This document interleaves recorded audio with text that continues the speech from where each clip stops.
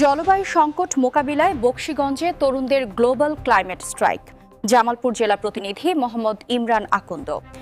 Fossil free future স্লোগানকে সামনে রেখে বিশ্বব্যাপী জলবায়ু আন্দোলনের সাথে সংহতি প্রকাশ করে বকশীগঞ্জে অনুষ্ঠিত হয়েছে গ্লোবাল ক্লাইমেট স্ট্রাইক 2026।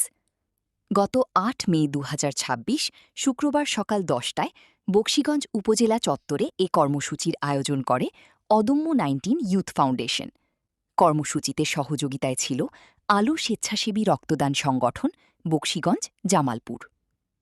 জলবায়ু পরিবর্তনের ভয়াবহ প্রভাব, বৈশ্বিক উষ্ণতা বৃদ্ধি এবং পরিবেশ সংরক্ষণের গুরুত্ব তুলে ধরতে আয়োজিত এই কর্মসূচিতে বিভিন্ন শ্রেণী পেশার মানুষ, শিক্ষার্থী, তরুণ স্বেচ্ছাসেবী ও সচেতন নাগরিক অংশগ্রহণ করেন।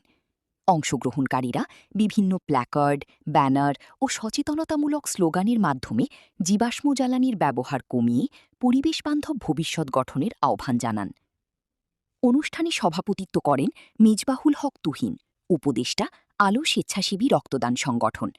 অনুষ্ঠানটি সঞ্চালনা করেন সাইদুর রহমান, সাধারণ সম্পাদক আলো স্বেচ্ছাসেবী রক্তদান সংগঠন।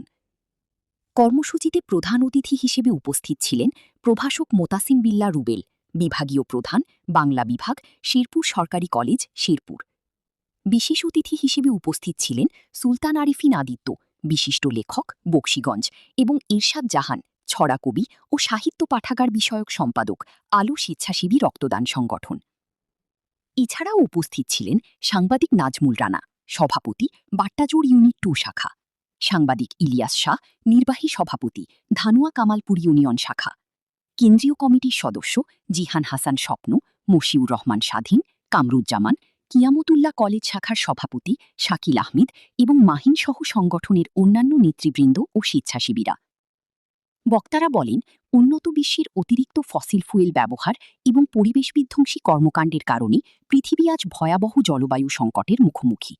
এর ফলে বন্যা, খরা, ঘূর্ণিঝড়সহ নানা প্রাকৃতিক দুর্যোগ ক্রমাগত বৃদ্ধি পাচ্ছে। তাই ভবিষ্যৎ প্রজন্মের জন্য একটি নিরাপদ, সবুজ ও বাসযোগ্য পৃথিবী গড়ে তুলতে এখনই কার্যকর উদ্যোগ গ্রহণ করা প্রয়োজন। বক্তারা আরও বলেন, তরুণ সমাজের সচেতনতা ও সক্রিয় অংশগ্রহণের মাধ্যমে জলবায়ু পরিবর্তনের বিরুদ্ধে শক্তিশালী সামাজিক আন্দোলন গড়ে তোলা সম্ভব। এ সময় পরিবেশ রক্ষায় সবাইকে আরও দায়িত্বশীল হওয়ার আহ্বান জানানো হয়। সবশেষে একটি সবুজ, নিরাপদ ও টেকসই পৃথিবী গড়ার প্রত্যয়ে কর্মসূচির সমাপ্তি ঘোষণা করা হয়।